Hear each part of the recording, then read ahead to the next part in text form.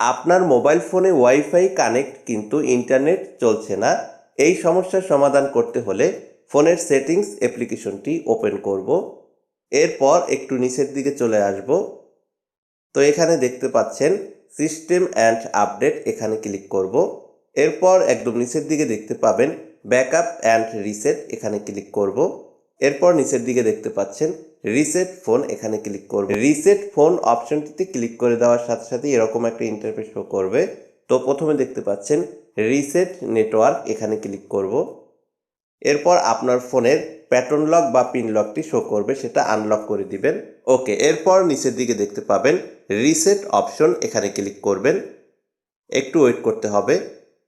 ওকে, ফোনের network reset করার পর আপনার মোবাইল ফোনের ওয়াইফাইটি একবার অফ হবে আর একবার অন হবে। এরপর আপনার ওয়াইফাইয়ের সেটিংসে গিয়ে আপনার ওয়াইফাইয়ের পাসওয়ার্ড দিয়ে লগ ইন করুন।